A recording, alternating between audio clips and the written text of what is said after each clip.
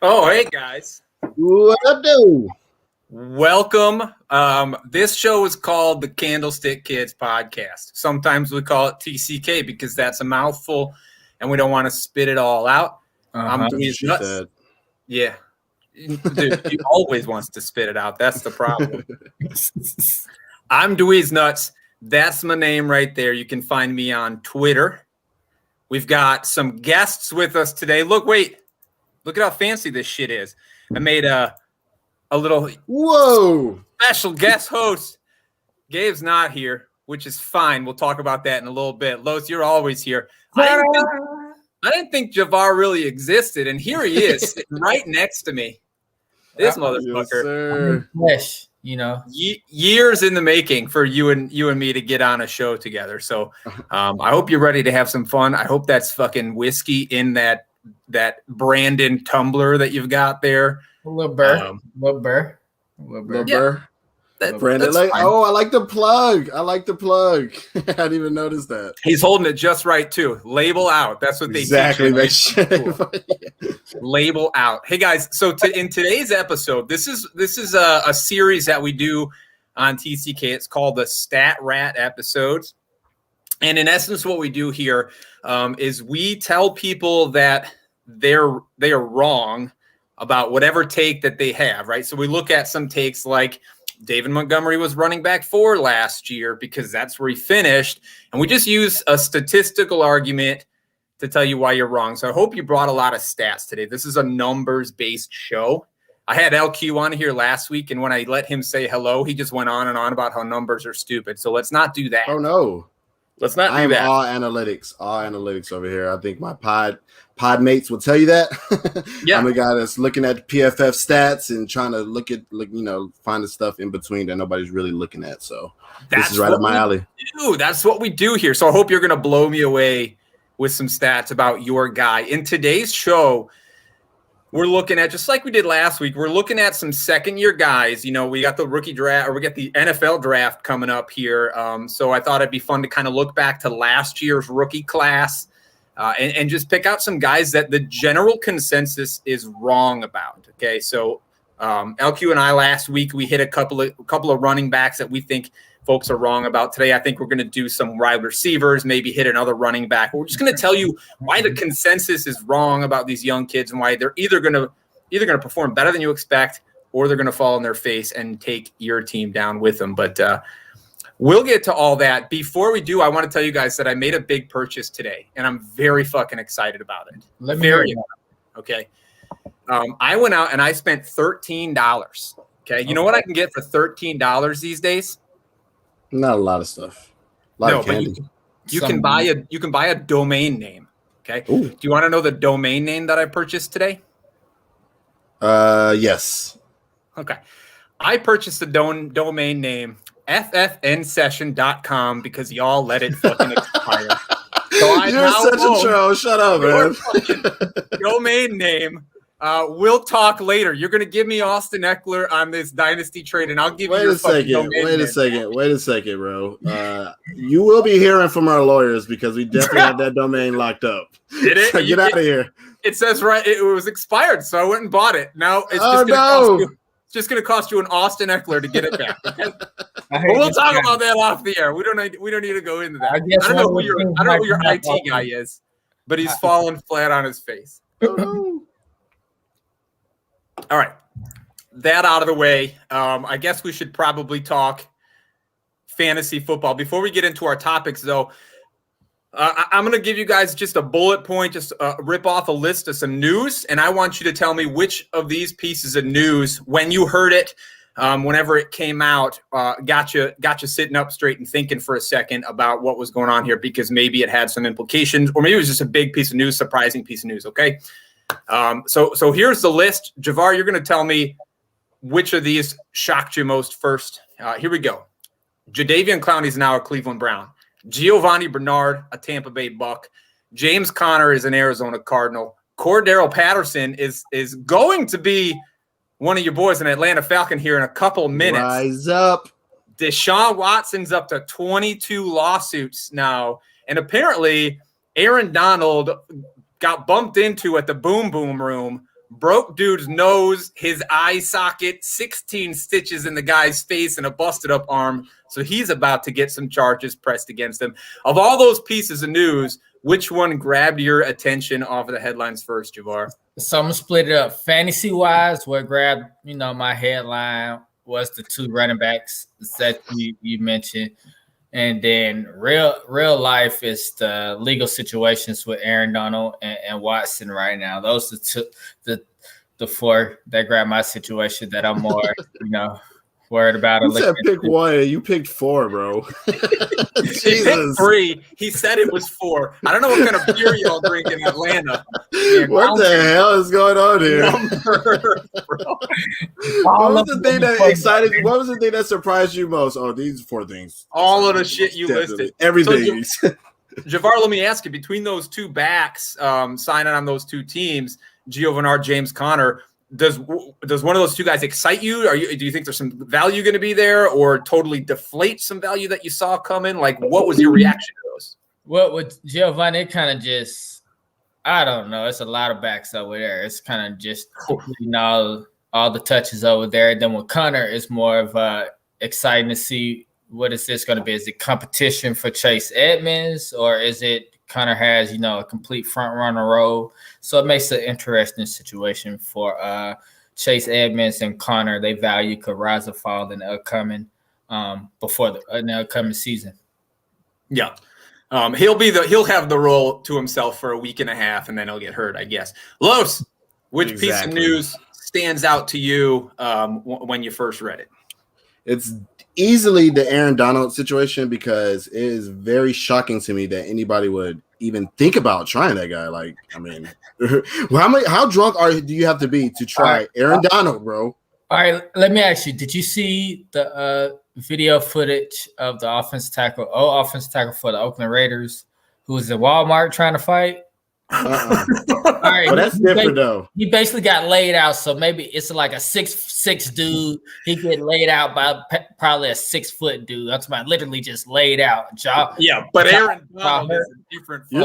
Maybe he's a 250 guy made of like maybe 50% fat, and then Aaron Donald is a 250 guy that's made of like 1% fat, bro. This is a totally different situation, bro. Forged fucking steel. Yeah, I wouldn't fuck with Aaron Donald, but look, they were at the boom room. I'm sure some shit was going down. He wasn't of sound mind. Also, there's got to be some, like, in the back of your head, there's one of 3 things that could have been running through this guy's mind.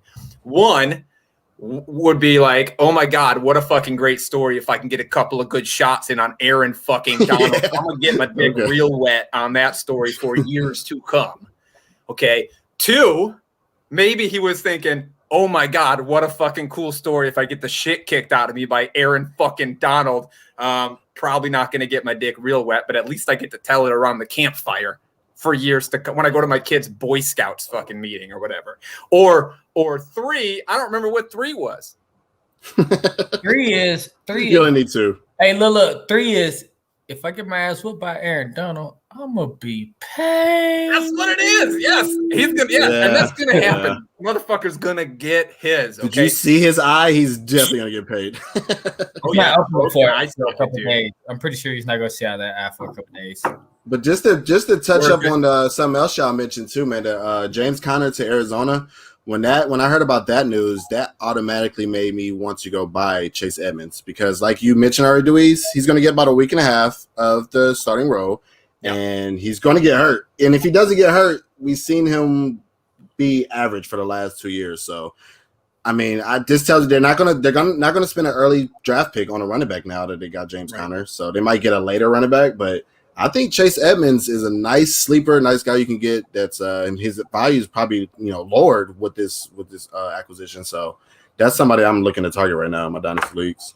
This is one of these situations that as soon as it happened, I start looking forward to training camp. I don't know if there's going to be a training camp this year, but the thing that I always like about training camp is whenever somebody gets hyped, the guy behind him's value falls a lot, and I think that's going to end up happening for Chase Edmonds, because the coaching staff is going to go ape shit about James Conner at camp if there is an in-person camp.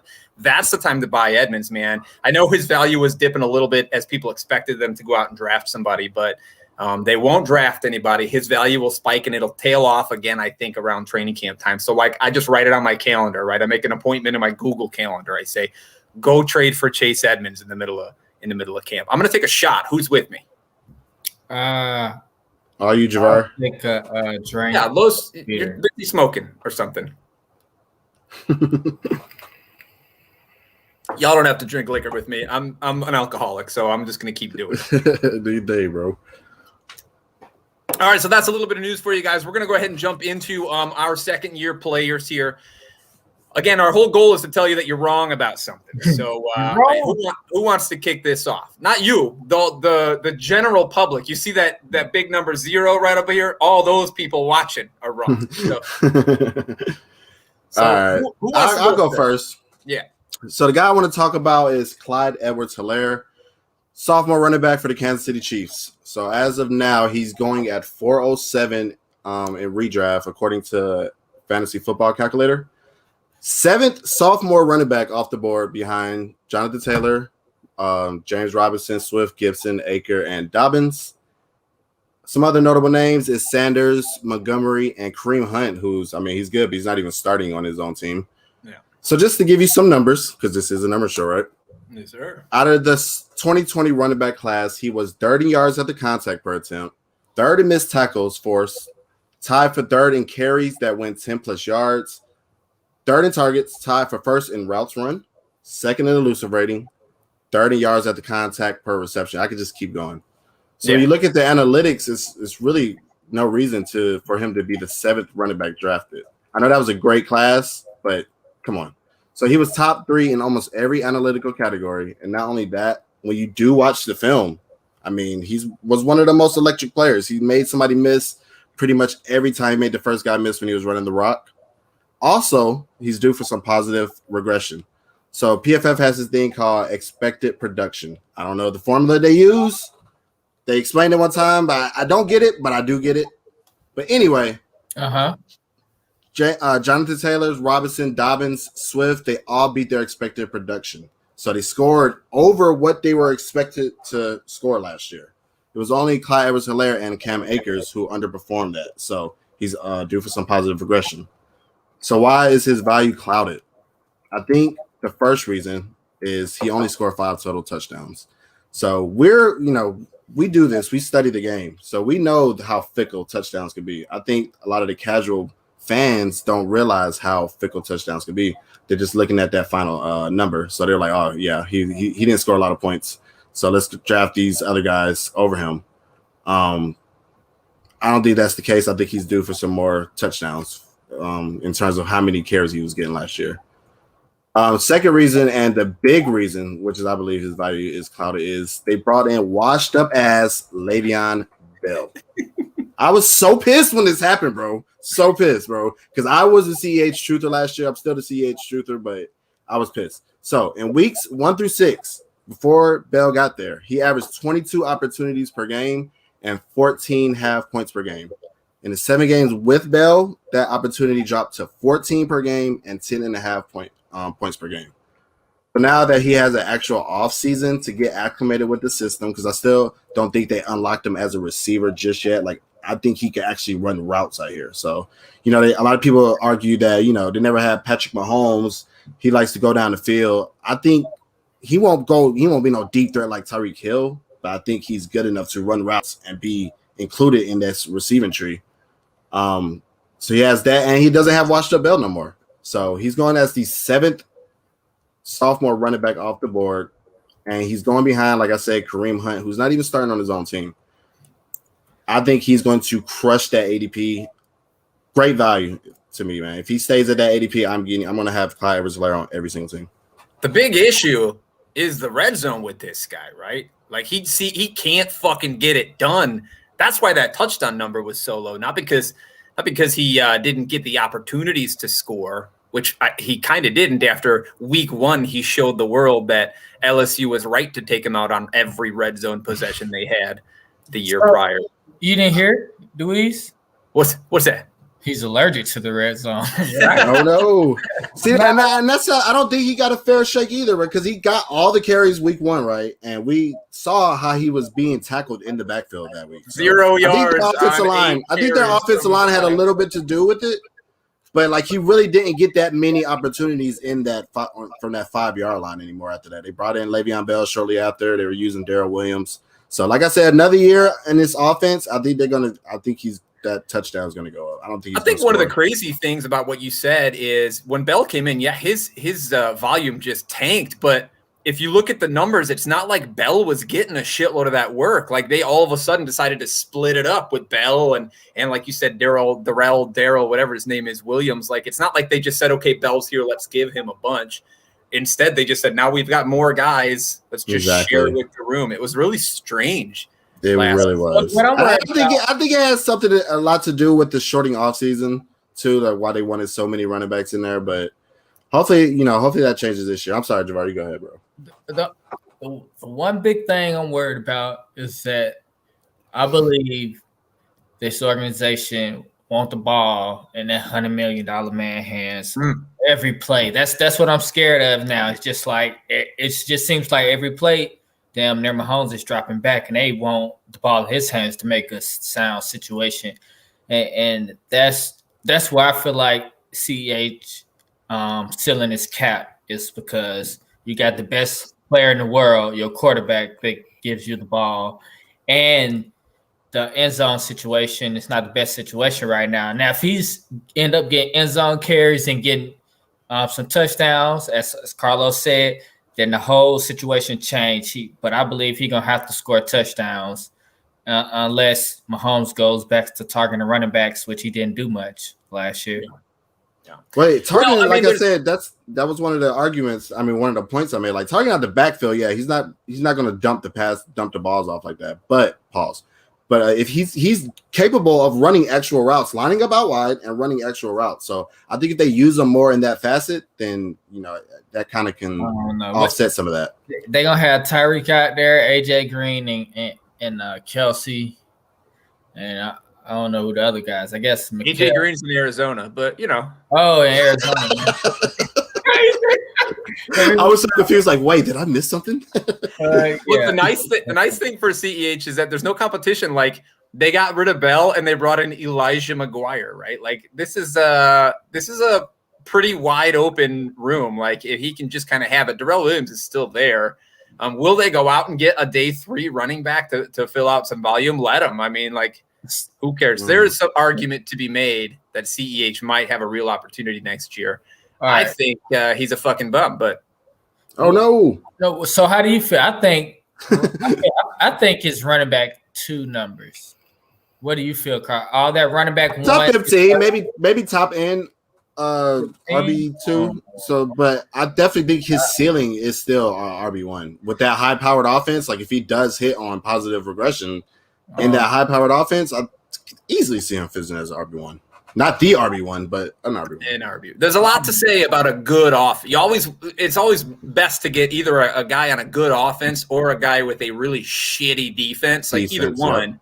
Mm-hmm. And the Chiefs' offense is going to be stellar. Like I think Javar's right. Like maybe a back end RB2. I don't want him as my RB2, but if he's sitting there in round 4, middle of round 4, and he's available, it's going to be hard not to take him there because of the potential ceiling of the offense, and he is an electric player. So you're not totally wrong there, Lois. So of the 7, I named 10 running backs. Name running backs around his ADP with him. So he's going after Jonathan Taylor, James Robinson, Dobbins, Swift. He goes after them. Akers, pretty much the last out of all the running backs last year, the good running backs, he's going as the last one. And then he's going after Miles Sanders, Montgomery, and Kareem Hunt. So which of those guys? I think the only ones I would take over him are Jonathan Taylor, Akers, and Wright, and him and Gibson. I'm still split on because McKissick is still out there. He could definitely be unleashed too next year. But I think you can go either way with those two. Well, McKissick is. I don't think he's really going to be a thing because they got a boy from Carolina. He's a much better athlete. Yes, Curtis Samuel's a much better athlete than McKissick. He's going to take over that whole role right there. So it's no more McKissick to me. I feel like the new McKissick is Curtis Samuel. But either way, it's going to take targets away from Gibson. I love that fucking Curtis Samuel. You are wrong about one guy that you didn't list there, and it just makes me think you didn't watch my show last week, which really fucking insults me. Sorry, bro. I've been busy, man. Been busy. What's your name, though? What's your name? Dobbins is going to be fucking ridiculous. He plays for the greatest run game offensive coordinator that ever existed. But there's definitely some arguments against Dobbins. Go ahead. Edwards is one, so you know he's not going to be the workhorse. And then you have another running back in Lamar Jackson who's going to be taking carries away from him and getting a lot of those goal line touchdowns. Brother, I addressed every one of these concerns in last week's episode. Okay, well, I'll go back to watch, and then I'll come back on this show and argue that shit. We got another guest. We got a first appearance. Bring her over. Come on. Yeah, my kids are in bed because I'm a good father. I put my kids. What time is it over there? Where? I'm in the same time zone as you. Eastern? Okay. It's 8:30. I say Michigan, and most people think Central because we're a Midwest city. But you know, hey, you live in the South. My brother's about to move to Alabama. How should I feel about that? What part? The fucking redneck part. I don't know. Actually, ask Javar. He's actually living in Alabama right now. Yeah, I go to the University of Alabama. I'm in Tuscaloosa, so. Do you fucking hate Alabama, or is it the worst? Atlanta, so anywhere that's kind of country, it's a whole different vibe. Other than like the nature parks that are nearby, there's really not much here unless it's snakes. Until it's football season, it's lit. It's lit. You got snakes? Nah, not really. I ain't seen no snakes out there. But you're not paying attention. They're fucking everywhere. All right, it's my turn. Can I do mine? I'm the host. It's my show. Nah, go ahead. I'm gonna do mine. Now, fair warning, once I start talking, I like to go on for a good long time. So if you need to go back and tuck your daughter in again or whatever, now might be a good time to do that. I'm gonna talk about a wide receiver here, a second-year wide receiver. And just to be clear, before we get the name out there, I'm not sitting here telling you that this guy's a wide receiver one stud, but I'm telling you that the people are fucking wrong about Gabriel Davis, okay? Hang on. Oh, that one came up on me a little bit. Beer's been sitting here for a while. Next minute, bring any ice. It's warm, warm beer. Let's talk Gabriel Davis, okay? So first of all, ADP-wise, Gabriel Davis is being disrespected. Fantasy Pros ADP have him at 73. Fantasy Calculator has him at wide receiver 69, which is a 13th round guy. I mean, like, these are nice. These are guys you're going to cut from your team as soon as the draft is over. NFFC, the big money leagues, have him at 54. So that tells you already out of the gates that the people that are paying attention know a little more about what's going on. He's going behind other receivers like Marvin Jones, Antonio Brown, who's not in football, Cole Beasley, Michael Pittman, who disappointing is going to be nothing this year. And that hurts me to say that because I loved him a lot last year. Jamison Crowder, who again had a great season last year, but it's pretty much over. But Gabriel Davis is primed to be a stud in the league. Last year, if you just look at that wide receiver class, and there were a lot of big name wide receivers that came out last year. Here's where he finishes among the class of rookies last season. He was first in snap percentage over the last quarter of the season, 92% of his team's snaps. That's after John Brown went to the IR. By the way, John Brown's not on the team anymore. He was on the field more often than Justin Jefferson was. Okay, 92% of his snaps led the class. He was number 3 in passer rating when he was targeted, 109.4. That was Josh Allen's passer rating every time he threw the ball this kid's way, only behind Jefferson and Claypool. He was number 2 in 10 zone targets. So when it came to scoring time, this guy had 10 targets from inside the 10-yard line. Only Brandon Ayuk beat him among the guys in that class. Number 3 in points over expected. You were talking about points over expected. He scored 24.2 more points than expected, according to RotoViz, which apparently they get their stat from wherever you fucking said. I wasn't paying attention. Justin Jefferson, Tyron Johnson beats him, but that's because nobody expected Tyron Johnson to score anything. Let's look beyond the wide receiver class last year. Let's look in the league, okay? So, like, he also put up some numbers relative to the whole league. He was number 7 in the league in average depth of target. air yards. Somebody on your show likes to talk about air yards, and everybody else makes fun of him. Who is that? Yeah, Yep. look, air yards are real. Real. Be trying to tell him. Number 7 in the league in average depth of target, 15.4 yards per play. Among all the guys that had at least 15 yards per target, only 3 of them had more than 60 targets. So, like, deep down the field and a fair amount of targets is not a very common thing to happen. Gabriel Davis was among those 3 guys, and he only started in 11 games. He was number 4 in yards per reception in the whole league last year. He was number 11 of all wide receivers in fantasy points per target last season. They had a late bye. It was a week 11 bye. So coming out of that bye, that's when John Brown went on to the IR. Wide receiver 22 in the league after that point without John Brown on the field. Again, John Brown's not on the field. Now, the argument that can be made here is that the team brought in Emmanuel Sanders, and Emmanuel Sanders is going to take away from what Gabriel Davis can do. But let me refute that, okay? First off, Emmanuel Sanders is 34 years old, okay? He's old as shit. I mean, he's a baby relative to some of us, but I'm sure he's at least 10 years older than both of you. So football years, he's old. He's about done. Manny's a short route runner. I think Emmanuel Sanders is like a 5-point something average depth of target over the course of his career, at least over the last 6 years or so. He's not typically a slot guy, but I think on this team it makes a lot more sense for him to go there. He did run 28% of his snaps out of the slot last year, more than he had ever done before. So I think he's a bigger threat to a guy like Cole Beasley, who was a nice value last season, than he is for Gabriel Davis, who is in, I think, the perfect position to line up opposite Stephon Diggs and really open up this offense for everybody. I'm going to give you some projections. You can see them on the bottom of the screen. Last year's numbers, 35 catches, just under 600 yards, 7 touchdowns. I think next year he's not going to go ape shit, okay? He's not a wide receiver 1. He's not even really a wide receiver 2 for me. I got him at 49 catches, 825 or so yards, 9 touchdowns, because I think he's going to be a touchdown machine. That'll put him right around wide receiver 32. So to me, he's a really high ceiling flex play every week with a target floor that is as good or better than any of the guys that I just listed that are going ahead of him. So, like, if you're looking for a home run flex play on every given week, I think Gabriel Davis is going to be that for you. And he's going to get 5 targets a game. So that's better than a guy like what Marvin Jones is going to be able to do, what Cole Beasley is going to be able to do this year on that same team. Antonio Brown's not going to have any because he doesn't play football anymore. He's begging, right, for the Bucs to take him back. I think he's begging. Pretty much. Scotty Miller, though, baby. Scotty Miller. They don't need him. Tyler Johnson. Tyler Johnson, my boy. Tyler Johnson. He's that guy. Scotty Miller went to my school, okay? Okay, so you have bias. Okay. GSU. Don't know where our engineer Antonio, he loves him some Scotty Miller. But every time he started Scotty Miller last year, he hated Scotty Miller. Did.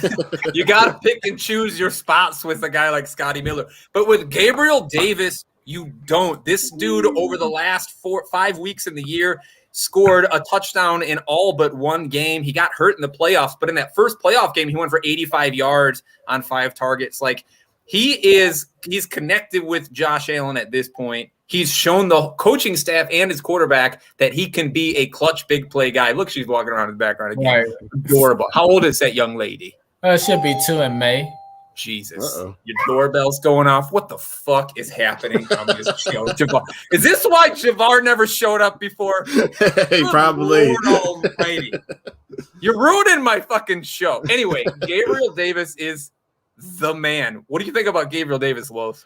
I love Gabriel Davis, man. I've been trying to scoop him up in all my startup drafts this offseason and trying to get him as like throw in on all my transactions, man, because like you said, bro, he is a beast, and he started coming on towards the end of last year. He doesn't have John Brown to compete with no more. Like you said, Emmanuel Sanders, he's just a guy at this point. So I definitely think he's in line for a more opportunity now that he has a full like what all these rookies, they have a full offseason now to get more acclimated into the system. I think I read a stat earlier today that said that they passed the most on first down.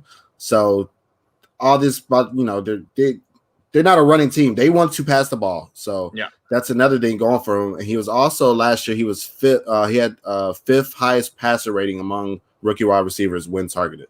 So, I mean, he has a lot of positive signs, and you can benefit from the fact that once you get past the wide receiver twos, the wide receivers is just all bunched up, man. Like you really have to like pick and choose. You can pick and choose at any round. So Gabriel Davis is a perfect late round sleeper.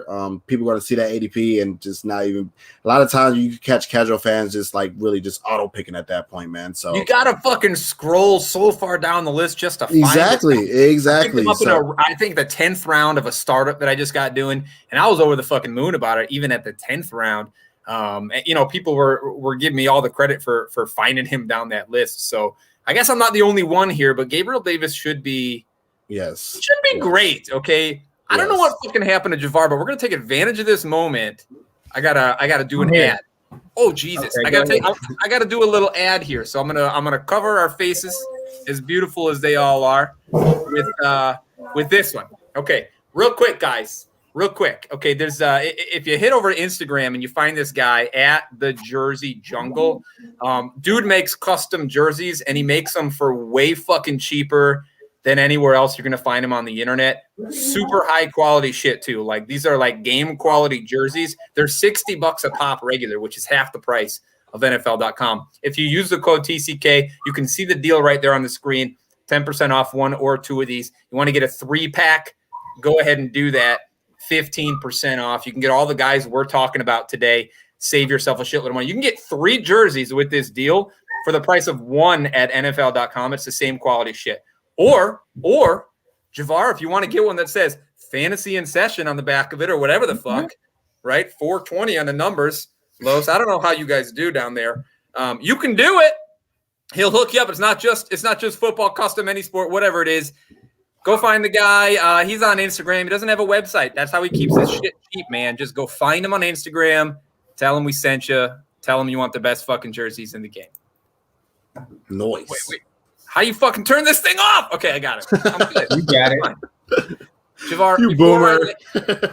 Before I let you go on about who you're going to tell us about, I just want to take a second, okay? Okay. And tell you and tell the people that, like, I respect the shit out of a good family man who takes care of their family. And, like, I am cool with you jumping off to go deal with stuff in your family because there's nothing more important than our families, man. When you become a husband and a father, like those are 2 jobs that pop to the top of your list. So good on you. I'm going to take a shot in honor of you.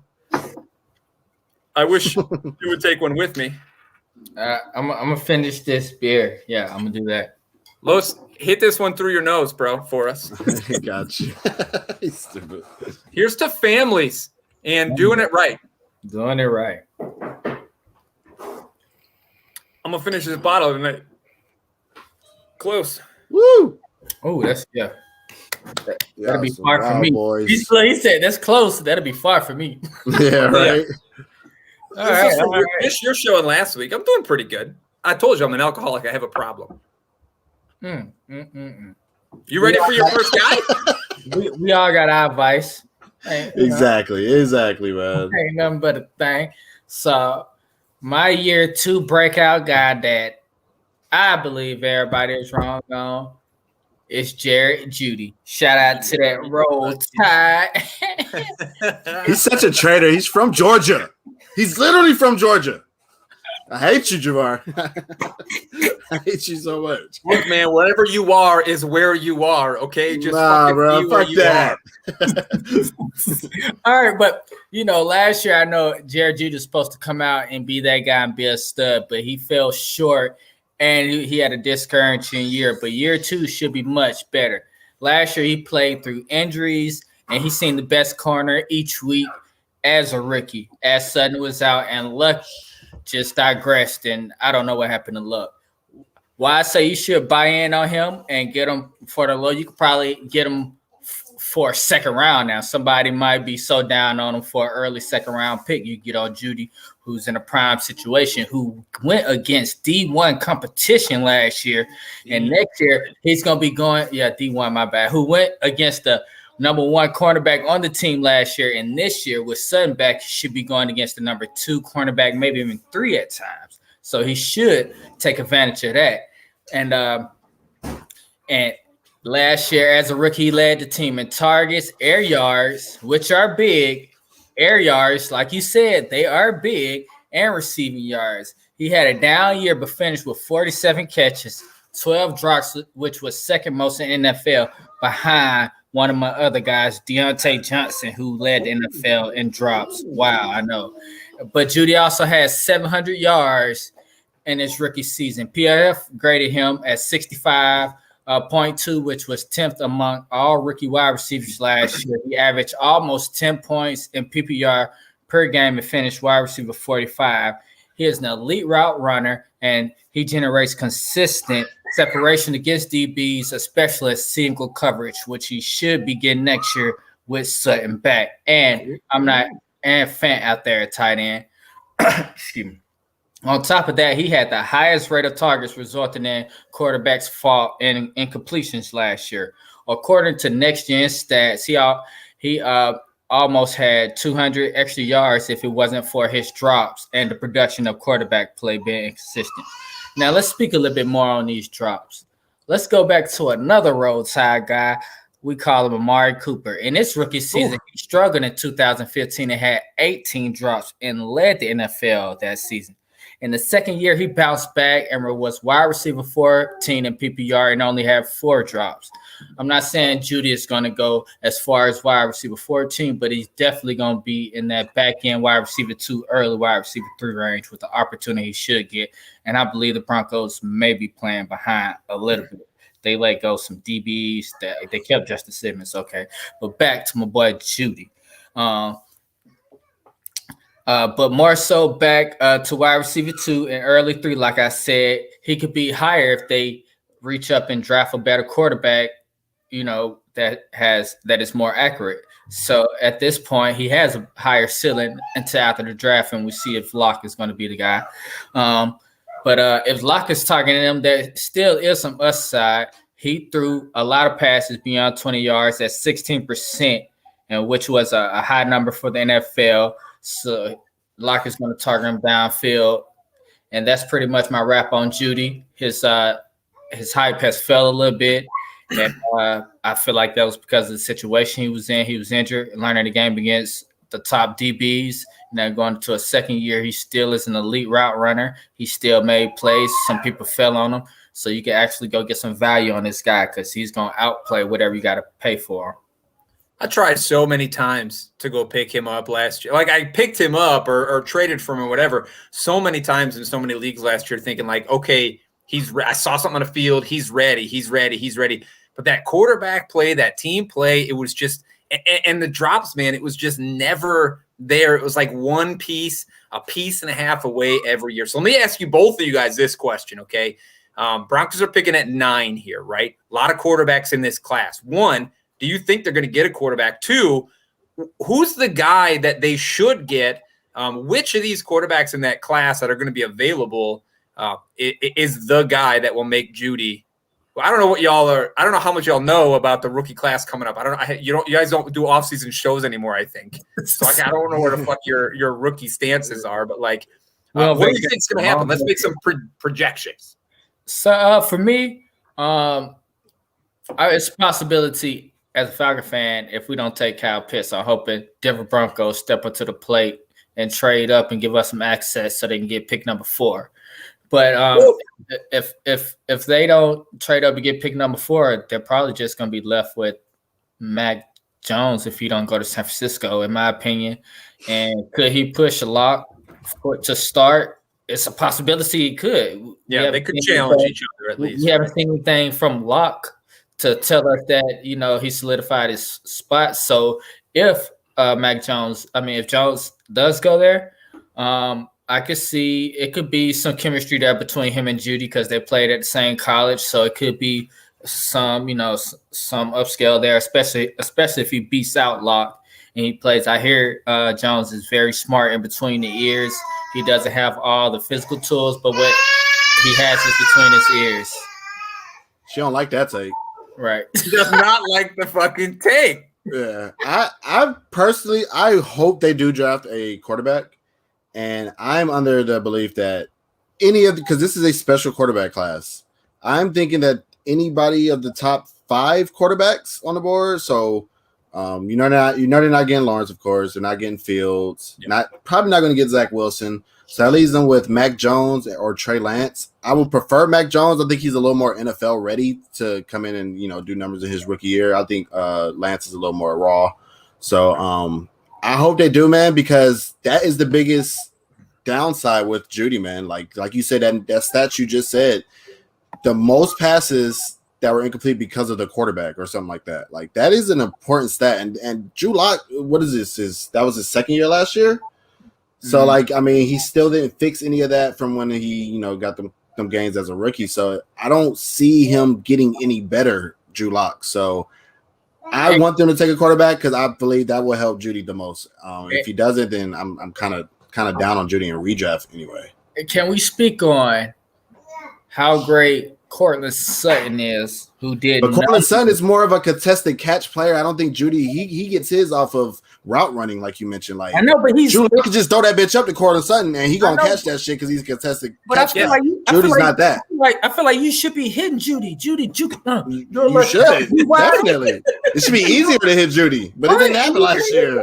That's what I'm saying. Like it didn't happen. Do you know what these two guys could be if they had a quarterback? Do you know what these two guys could be? When I watch those two players on the field, I think they could be a mirror image of fucking Mike Evans and Chris Godwin for Tampa Bay. Like they do the same things as those two guys. Not as well yet. Obviously, nobody's Mike Evans, right? Mike Evans is fucking ridiculous, but Cortland Sutton plays like that, and Jerry Jeudy can absolutely play like Chris Godwin if they had a quarterback to throw it to him. And I like Trey Lance. Like if they get Trey Lance, who's my target for rookie drafts, by the way, I think he's going to be the best fantasy quarterback outside of Fields. I think he probably even better than Trevor Lawrence over the next couple of years, just because this kid's going to run the ball like crazy. But so there's so much potential in those guys, and Noah Fant, so much potential in these pass catchers. God, somebody just fucking give him a quarterback, right? Please. That's it. Please. Man, give him a quarterback and no defensive help, please. Definitely have one of the most. Like their coaching staff says, we're going to do defense first, second, and third, and then we'll move on from there. That's another knock on Judy. Like they do have a good defense. They had a lot of injuries last year, so they kind of they weren't as good as they should have been last year on defense. But with those players coming back, then that's another red flag on them. But go ahead, buddy. Then they trade their corners and let their corners go. So that's kind of a question, if I'm not mistaken. But who was there? Was Bouye there? I think Bouye was there. He left. He went to Cleveland, for fuck's sake, I think, right? Fucking Cleveland, man. Cleveland, boy. God, I got too many Browns fans for the Browns fan friends for the Browns to be any good. That would ruin my life. Oh, my God. Fortunately, they're the fucking Cleveland Browns. Doesn't matter who's on the team. They're going to fuck it up. Who's your team? Are you a Lions fan? We're going to talk about it in just a moment. About the same. We're going to talk about them in just a moment.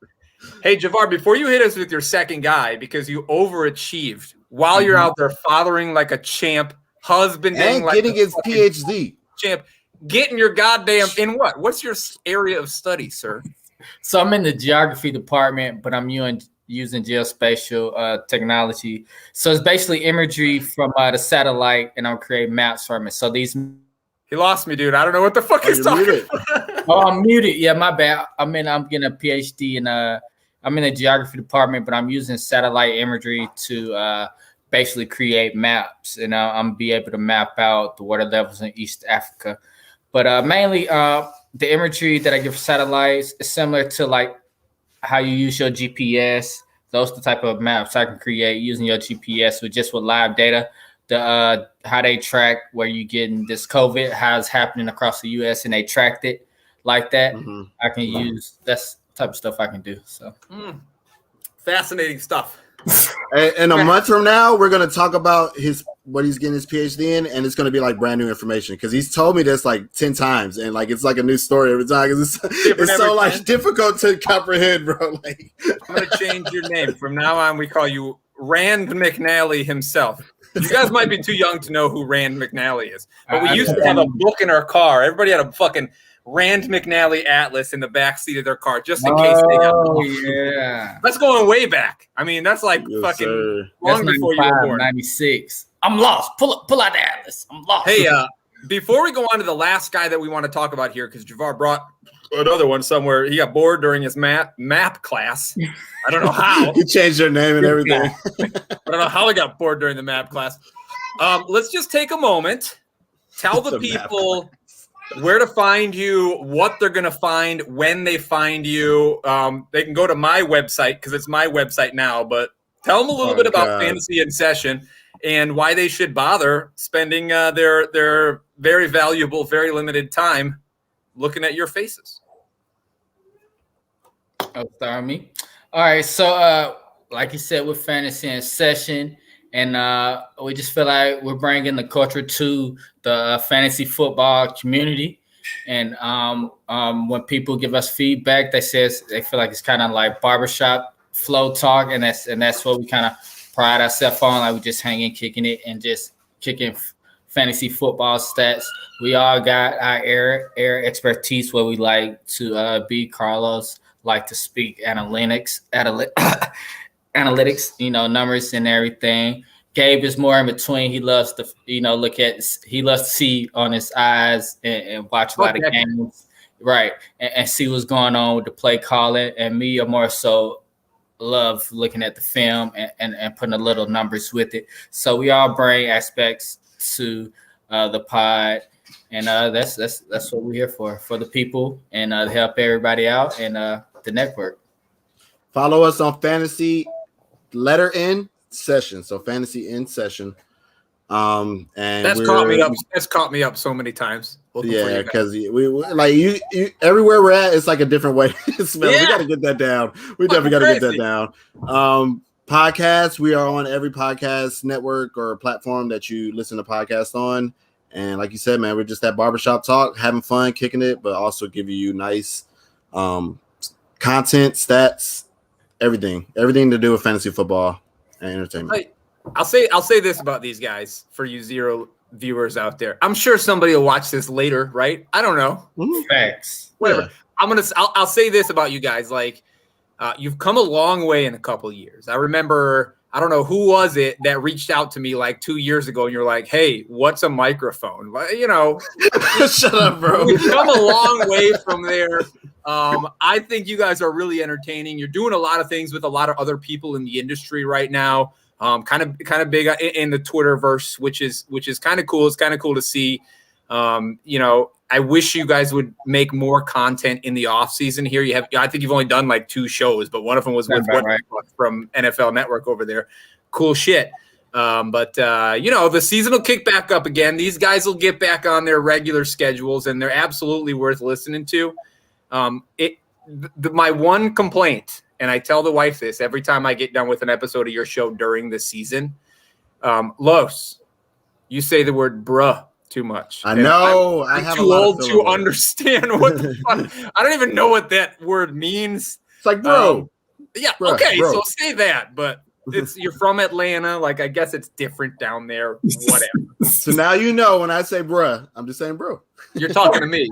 I'm gonna pretend like every time you say bruh, you're just talking to me. Okay. And to your point, though, we do apologize for the lack of content. It's just a very busy time for a couple of us. I'm working on my internship to graduate college.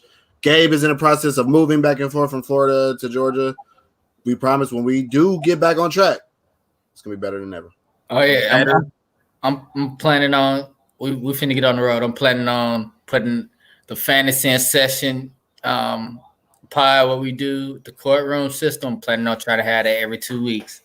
Got some emotion, so I'm working on a little something. Tuesday. Make that shit happen. Last thing, stand up, Javar. Show them your beautiful swag. Your guys' logo is fucking legit, and you can buy that shit for everything. Look at the fucking gun, dude. You work out. You know what I'm saying? 2 push-ups every day. All right. Look, man, as long as consistency. It's about fucking consistency. I'd show you mine, but I don't want to blind the camera with my absolute brilliant whiteness. I avoid the sun. I'm white, by the way. I don't know if you guys know. You guys know. I'm not white, by the way.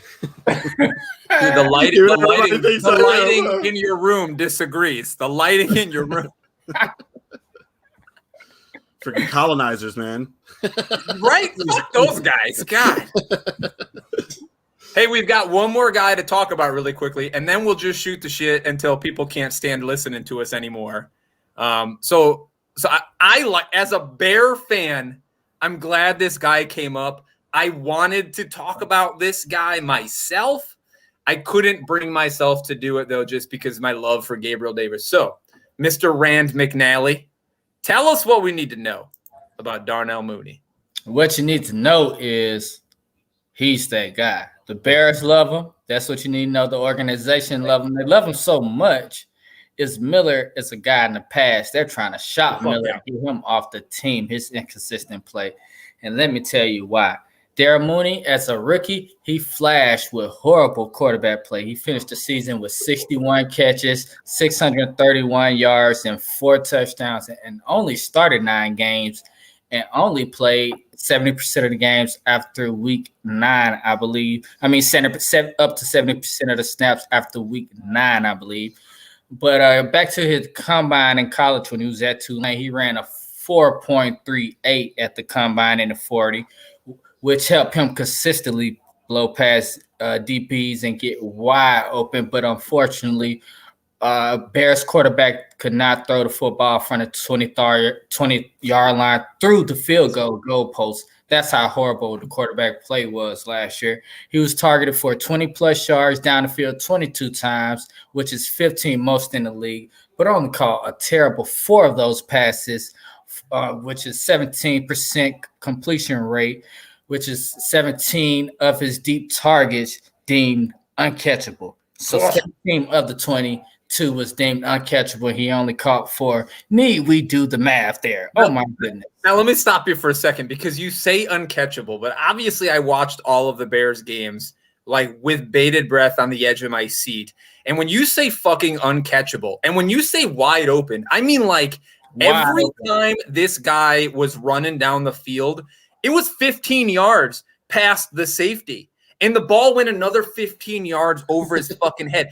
Every fucking time. I think I seen one where it went behind him. Well, when Nick Foles was out there, it couldn't get to him. When Trubisky was out there, he threw it into the next goddamn state. He threw it to Wisconsin, okay? It was so fucking frustrating to watch because this motherfucker shook however many safeties were over the top of him.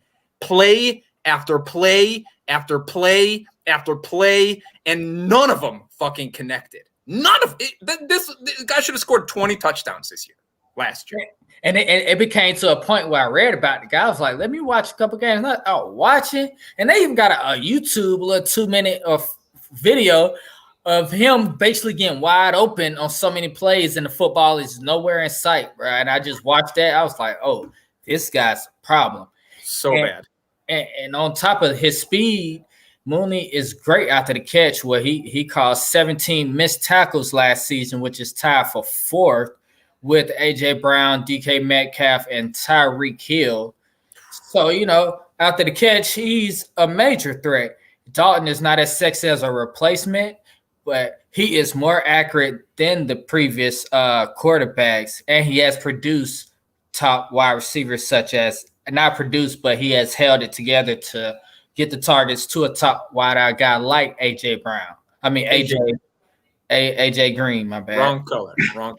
Look, you say he's not as good, but like the one thing that you knew Andy Dalton could do in Cincinnati for years and years and years was throw the ball up and let AJ Green go get it. Like let him go fucking run under it. Like he can do that. He can fucking do that. And Mitchell Trubisky just cannot. Can I tell you guys something crazy about Mitchell Trubisky? Which if you listen to my shows every time I come on, you know this already. But I think we've already decided that you don't fucking listen to my shows. I listen to yours. You don't reciprocate. You do listen. It's fucking fine. I didn't know about the Candlestick Kids. I knew about it. I can't find them. I canceled my previous podcast, Your Football Fantasy doesn't exist anymore. So I'm only here. Or whenever you guys invite me on your show, I'm there too. Let me take this shot, and then I'm going to tell you something about Mitchell Trubisky that's going to make your fucking nuts shrivel up into your lower abdomen. Okay? I don't think I want that news. Okay, Mitchell Trubisky, if we go back to 1927, Statistically, Mitchell Trubisky has the 33rd best passer rating of all time, basically. 33rd best passer rating of any quarterback going back to 1920. I think it's 26. Fucking 33rd best, which is not a huge number, but that's 100 years. Wow. Andy Dalton, look, Nick Foles is the 34th best, and Andy Dalton is the 32nd best. They're all right there. Boom, boom, boom. What is going on here? Hell, I mean, like, you can make stats anything you want. Out of the top 50, I think like 42 of them have played in the last 10 years. Like, it's just a different game. Yeah. It sounds crazy when you say it. Definitely. Did you get a good text there, Rand McNally? That's how you check your phone. Dogecoin is at 26 cents. Oh my God! Excuse me? What? Dogecoin is a meme. I don't even know what that is. It's a meme crypto stock that's not really doesn't really hold any value, but somehow it keeps rising up. It was at 12 cents probably earlier today. Matter of fact, it was at 12 cents. Now it's at 26 cents. And a lot of people bought in when it was at 2 or 3 cents and bought like thousands of shares. And now it's at 25 cents. So that means. Did you?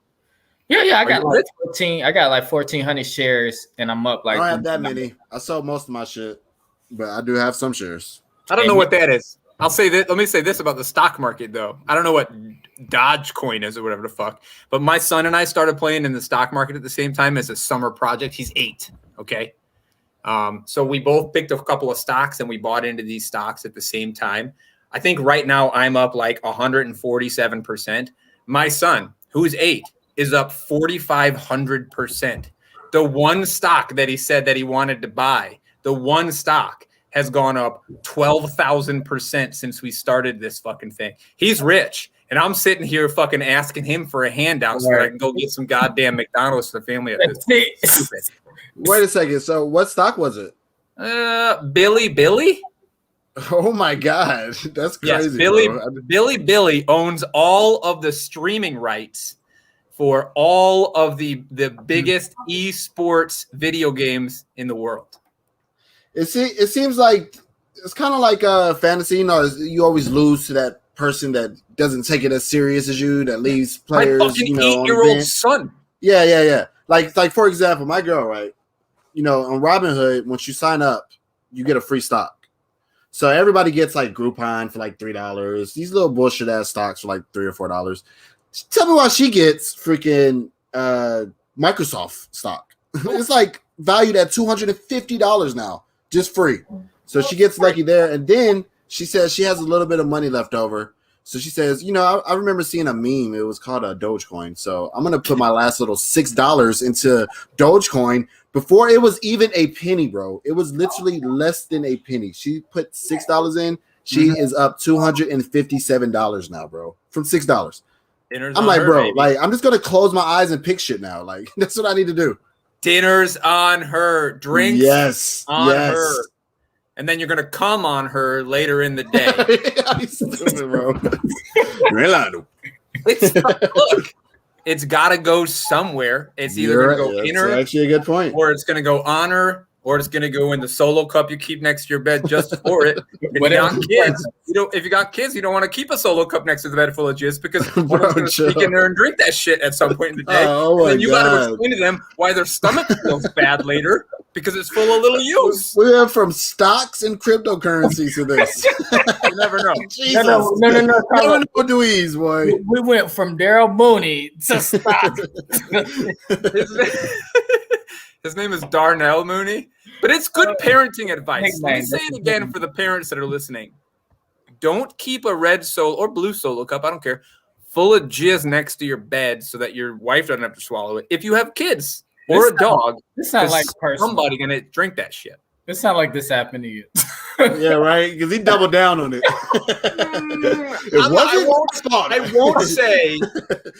I won't say whether or not the same kid that's beating me in the stock market accidentally drank my jizz. Because if I said it out loud, then DHS would come after me. And I'm not. Wait, DHS? Whatever. Speaking of crying kids, Rand's got to fucking mute his mic again for this shit. Hey, Los, since you're still talking to me and he's not, You guys coming to this Canton thing? Yes, sir. Are you saying I should go? Bro, yes, bro. Come on, let's go. Let's do this shit. Let's turn this shit Since other up. people are watching, can you tell them about it so it looks like we're actually doing a show? Otherwise, my boss is going to get mad at me. So the Fantasy Football Expo is being held during Hall of Fame weekend, during all that good stuff going on out there. And it's just going to be like a good networking event. Everybody's going to be able to get, to network. It's going to be, I think it's like the event is only like 3 hours or something shit like that. But it's going to be a great time for anybody trying to break into the industry. People that's in the industry already going to be there also. But if you're trying to break into the industry, this is super important, I believe. So we're all going. We're going to get Dewey's to go. And, everybody I know is going. It's going to be a great time. What if you're not trying to break into the industry? You just kind of do it sometimes for fun, and some people like it. Because that's kind of like where I'm at. It's going to be a whole bunch of networking going on. You never know, bro. You never know. You never know. Meet people, hey, how's it going, buddy? Hey, have a drink, I like people. I like people. Yeah. Sometimes. Yeah, but I don't want to catch the COVIDs because I'm old as shit and it might kill me. No vaccine? I got one. I got to get another shot too. Next Tuesday. Yeah, I'm scared for the second one. I ain't gonna lie. That's what they say. You get the chills and the flu-like symptoms. Which one did you get? Did you get Pfizer or did you get Moderna? Moderna. And Johnson. No, I didn't. No, the hell I didn't. I got Pfizer. Pfizer's from my town. Really? Oh, Kalamazoo, Michigan. Pfizer's right down the fucking road. That's dope, I painted some fucking Pfizer places back in the day. Used to own a painting company, sold it, retired. That's why I have time to drink all day and talk life goals. Fantasy football. Yeah. I'll tell you all about it at the Fantasy Football Expo in Canton, Ohio this August. This is going to be so fun, man. I can't wait. Can't wait. My screen says mute Mike. Hey, guys, I think we're pretty much done with the show at this point. If you're still watching, which nobody is, if you're still watching, we might just hang out and just shoot the shit for a little while. But don't expect any more content from us, goddammit. You only get so much. You only get an hour of fucking content without paying for it. You can wire the money straight to me at Dwee's Nuts on your favorite pay app if you want more content after an hour. But this was a TCK Pod episode 489. I don't have any idea what episode number it is. I've never gotten that right. And Sky, who's the guy that runs a TCK, he yells at me every time. He tells me to get it right. I can't fucking get it right. This was TCK Pod episode something. We talked about some guys. And you should go draft the guys we told you to go draft and win. Okay? Yes, sir. I'm at Dwee's Nuts on Twitter. These motherfuckers over here. I don't know. In case you ain't know, at Loso No. My personal Twitter is Javar in session, and our pod is Fantasy N as the letter N session. You should. Is that right? I don't know. Doesn't matter. But you guys should check these fucking dudes out. They're cool. If you can get over the bruh, you're gonna be good. Bruh. Also, one other thing I'll say about your show. One other thing I will say about your show is this, Javar. And I told you this the first time we talked. Javar, sometimes it sounds like you're reading from a script that you actually typed out on your computer word for word. I used to type it out. Now I use bullet points, so I get a little bullet points, man. And then you got to fucking go off the cuff in between. I know you're a PhD. You're used to the notes and the books and shit, but you just gotta go. You just gotta flow better, man. Sometimes I got you. Look, don't get mad. You get me. He has gotten way, way better with that. Not at all. Yeah. They used to tell me bro, are you reading me chapter 13 or what? In your map book. Pause in between periods and shit. Right. It's like I had to, switch up the flow, breaking up. So yeah, appreciate it. So we're gonna go to this thing. We're gonna play a game of flag football. Is that right? Ooh, I might play a play of flag football. What's wrong with you? How old are you? Yeah, I'll be like the wide receiver 4. I'll come in on third downs. I'm playing slot, 10 yards and under. You feel me? Hey, I got them hands, though. I got them hands, bro. I'm a basketball player. You know what they say about basketball players in football? Like, you know what I mean? Julian Edelman back from retirement just for a flag football game in fucking Canton, Ohio. I learned in an early age, stay within yourself. As long as you stay within yourself, good things will happen. So I'm gonna stay within myself. No, you got to stretch yourself. Become more than you are, Javar. That's what they told me in fucking middle school. And that's Become more than you are, because who you are today is wildly worthless. That's what they said to me. And that's when you end up on the sideline. Oh, my hamstring. Oh, shit. I got to go to work on Monday. And I got to fly on this plane back. What the hell? I got a shoulder thing. I got a fucking 2-knee thing. I'm 40 years old, man. I can't get out there fucking play. I heard a comedian. He was like, once you get in that third, he look at life with a first quarter, second quarter. Once you get in that third quarter, you can't be out here doing shit that's going to fuck up your fourth quarter. So if you know you're in your third quarter, don't be out here trying to snowboard down the hill when you ain't never snowboard and break some. That's going to affect you in your fourth quarter because you can't heal like you used to. But so, that's where I'm at with it. In rebuke of that comment, medical science has come a long way. So go ahead. They can put plastic parts in you and you'll be fine. Facts. Plastic fucking parts. Okay, I'm gonna stop the broadcast now because I don't think there's any value here. What is last word? Last word. Give me a off the wall fucking crazy hot take fantasy football prediction that you've never told anybody before, and then we'll go. I'll go first while you guys think about it. I'll go first. Okay. Here's my crazy, ridiculous fantasy football adjacent off the wall take. It's a hot take.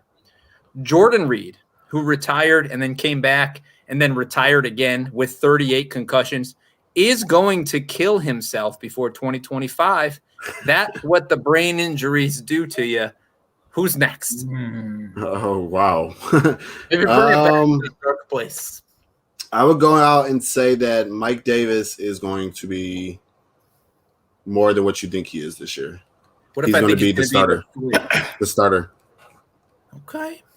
I'm going to go out on a limb and say Gerald Everett is going to be a tight end 1. In Seattle. I like that. Seattle, I like right? that. Yep. Seattle, I like right? that. Seattle. I like that one.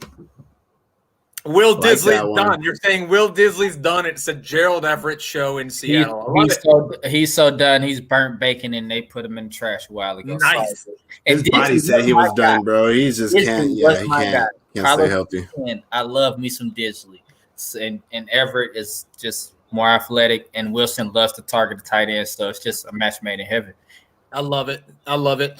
All right, guys, that's TCK Pod episode something. I'm Dwayne's nuts. You got Javar, you got Los. Gabe's a piece of shit, so he didn't show up. He tried to show up at some point in the show. I said, you know what? I'm not interested in seeing your face, so I kicked his ass off.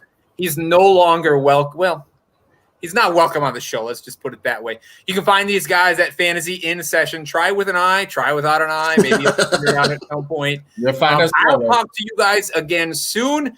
Viewers, I'm going to catch up with you guys again soon. Check in every Tuesday and Thursday in the off season.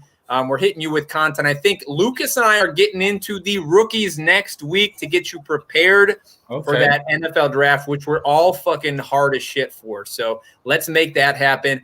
I'll talk to you listeners later. Me and these assholes are going to get drunk or stoned or whatever we do over the next however long Javar's little baby girl will let him be up. Yeah. Wait, Paul, Javar, did you put your name on there? Or no, he changed it back. He changed it. Oh, okay. You missed the I. I was about to kill Javar, boy, because he known for some typos too, boy. I've been drinking. I'm almost done with this bottle of Jack. That's his name. Session. Come on. It's fucking French. All right, guys. We'll see y'all later. Like I said, Tuesday. We'll see you then.